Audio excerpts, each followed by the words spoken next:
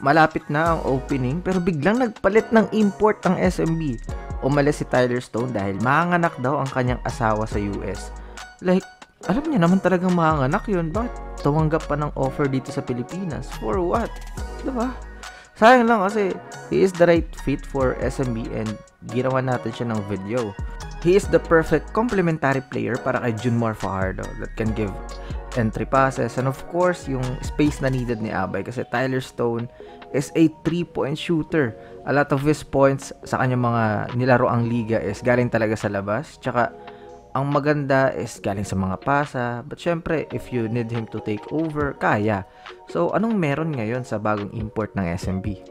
Ivan Aska, 6'8", 33 years old. After niya maging undrafted noong 2012, is nag-international na agad ito, going to Belgium and too many countries to mention. Maraming clubs na yung pinaglaruan. Playing also for the national team of Virgin Islands. So, he is used to play for different systems and palagi may kumukuha sa kanya to play. So, is he really good for SMB? First, yung makukuha nila from this import is yung defense. This guy is a monster. It's hard to attack the rim kung nandyan siya kasi yung shot blocking presence niya is nakaka-intimidate. Like, hindi siya takot umangat parate. Every time na merong attacker, palagi din talaga siyang nagko-contest. Kung saan, ayun yung gusto mo sa import, yung masipag. Even in the low post defense, he defend big guys, tsaka may height limit naman sa PBA. For sure, mas angat siya sa mga imports in the post. And sino bang local yung mahangain sa poste? Kakampi niya naman. He can also defend smaller players kahit mga quick guards sa perimeter. Kung saan he will not be a problem sa mga switching kapag mga PNR action. Speaking of masipag, marami din siyang puntos coming from offensive boards.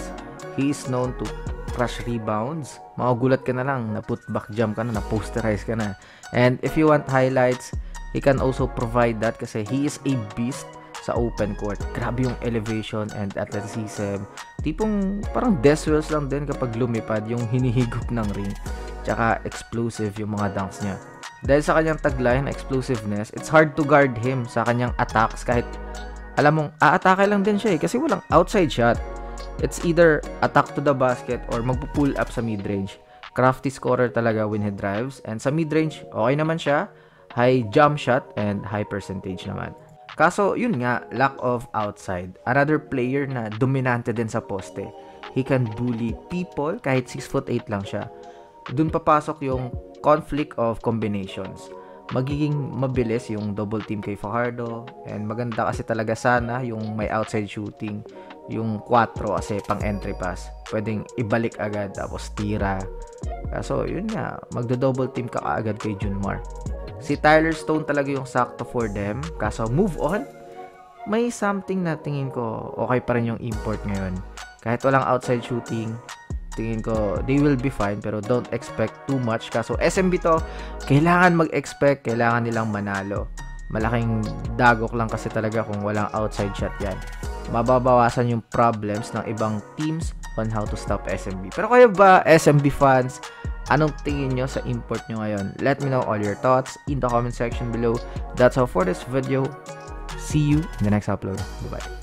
Dito na kayo mag-parlay sa Lucky Sports ng Mafabet. Kasi itong trebles ko sa ibang sportsbook, below 7 yung odds. Pero nung trinay ko dito sa Mafa, times 7.6 pa nga. Kaya subukan nyo na this NBA season. Nasa comment section ng link. Just gamble responsibly.